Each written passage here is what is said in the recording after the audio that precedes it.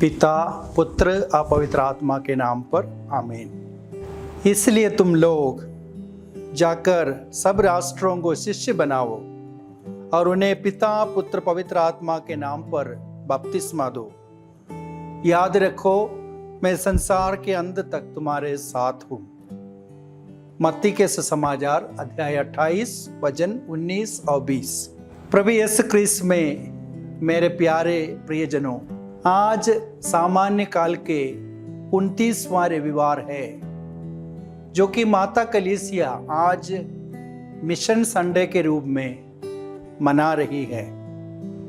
बपतिस्मा प्राप्त प्रत्येक विश्वासी मिशनरी है और हमारे द्वारा ही आज यीशु का मिशन जारी हो सकता है। यीशु कहते हैं, हमें नित्य निरंतर प्रार्थना करनी चाहिए और कभी हिम्मत नहीं हारनी चाहिए। लूकस के सुसमाचार अध्याय 18 वचन 1 से 8 तक वचन में एक न्यायकर्ता और विधवा का दृष्टांत हमारे सामने प्रस्तुत करते हैं। उसमें एक अन्यायी न्यायाधीश और विधवा के बीच में जो कहानी है, वो दृढ़ बनकर वो विधवा उस अन्यायी न्यायाधीश के पास जाते हैं और उन्हें न्याय मिलता है।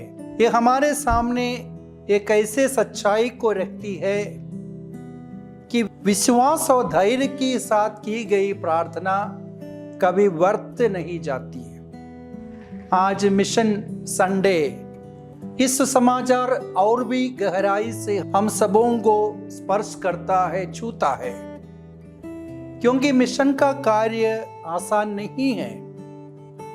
सुसमाचार की गवाही देना, मसीह के प्रेम को दुनिया तक पहुंचाना, इसके लिए धैर्य, साहस, लगातार प्रार्थना और उत्सुकता की आवश्यकता होती है। अक्सर हम सोचते हैं मिशन कुछ चुनिंदे लोगों का काम है। ऐसा नहीं है। जैसे फादर, सिस्टर, बाबूजी लोग, ये समझना चाहिए आज के दिन कि हम प्रत्येक बपतिस्मा संस्कार, ज्ञान स्नान संस्कार प्राप्त करते हुए कलीसिया में मिशनरी है और हमारा कार्य क्षेत्र, अपने परिवार, अपने समाज, अपने कार्यस्थल, जहां हम हैं वहां हम प्रेम, न्याय और करुणा के गवाह बन सकते हैं। यही हमारी मिशनरी पुकार है। हम जहां तहां हैं, परिवार में हो, समाज में हो, पल्ली में, पारिश में हो, पिंड में हो, हम प्रभु के गवाही बन सकते हैं। यही आज हमारी एक मिशनरी पुकार है। हम इस दृष्टांत की ओर आए। उस विधवा ने हार नहीं मानी, बार बार जाकर के उसने न्याय मांगा। इसी तरह हमें भी निरंतर प्रयास करना चाहिए कि मसीह का संदेश हर हृदय तक पहुंचे। कई लोग सुनना नहीं चाहते, कई बार हालात कठिन होते हैं, पर यदि हम दृढ़ बने रहे और हमारे जड़ प्रार्थना में हो, तो उस हालात में परमेश्वर हमें जरूर फल देंगे।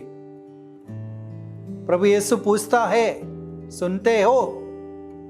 क्या ईश्वर अपने चुने हुए लोगों के लिए न्याय की व्यवस्था नहीं करेगा?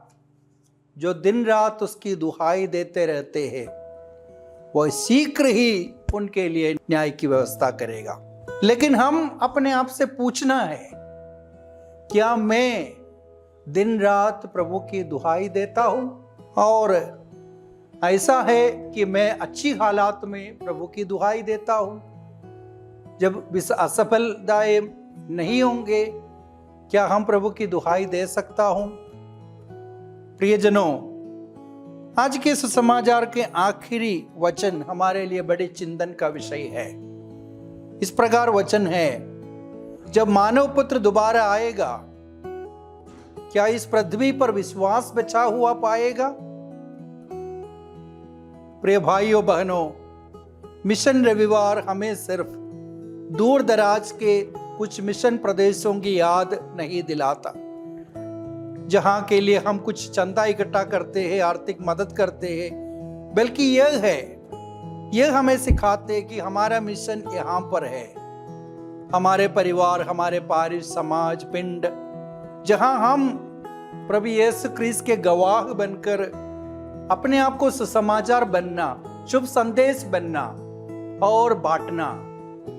हाल ही में हमारे पारिशों में कितने कितने परिवार कैथोलिक विश्वास से बिछुड़ होकर अन्य क्रिस्तीय संगठनों के पीछे गए हैं। ये हमारे लिए गहरी चिंता की विषय होनी चाहिए।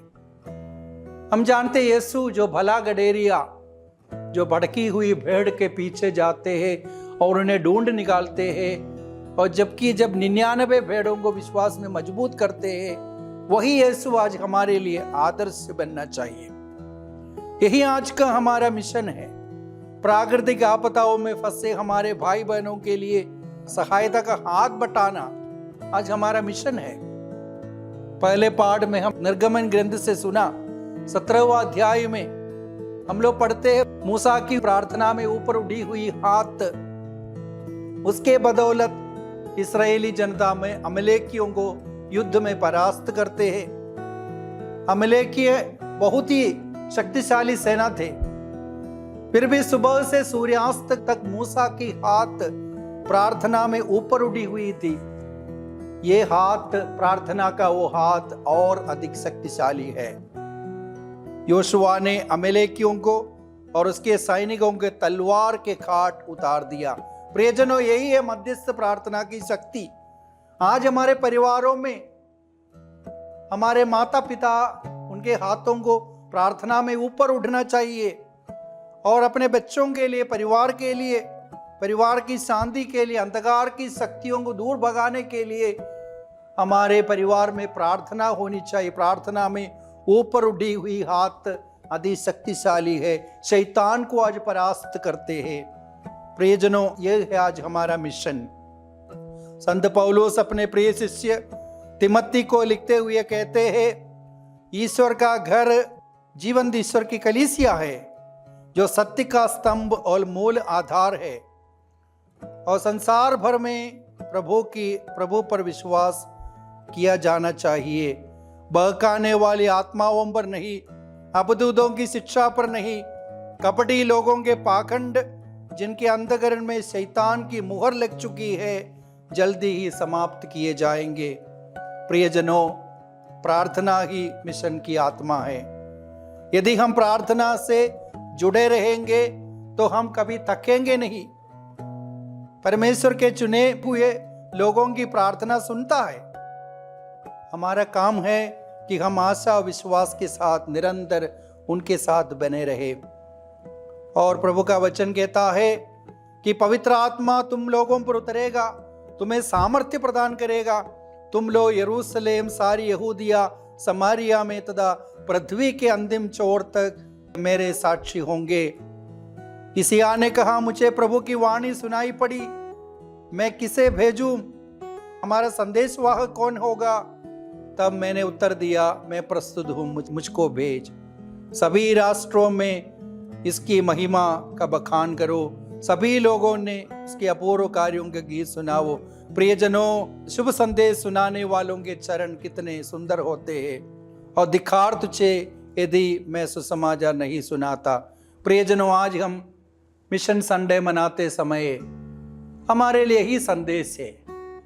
हम अपने आप में सुसमाचार बनना है, अपने परिवार में, और यीशु के लिए साक्ष्य गवाही देना है अपने जीवन के द्वारा, शायद अपने वचनों से नहीं, उससे ज्यादा कर्मों के द्वारा प्रभु के गवाही बनकर प्रभु का प्रचार प्रसार करने के लिए हम आगे बढ़े। हम सब मिशनरी है, और आज कलीसिया में सभी मिशनरियों के लिए आज हम विशेष प्रार्थना करें। जो भी भूमिका हम निभाते हैं, उस भूमिका में क्रिस्तीय मूल्यों के अच्छे गवाही जीवन जीने के लिए प्रभु हमें प्रेरणा दे, और प्रभु हम सबों को इस प्रेरिताई कार्य में उत्साह और सामर्थ्य प्रदान करे। प्रभु हम सबों को आशीर्वाद प्रदान करे। पिता, पुत्र और पवित्र आत्मा के नाम पर आमीन।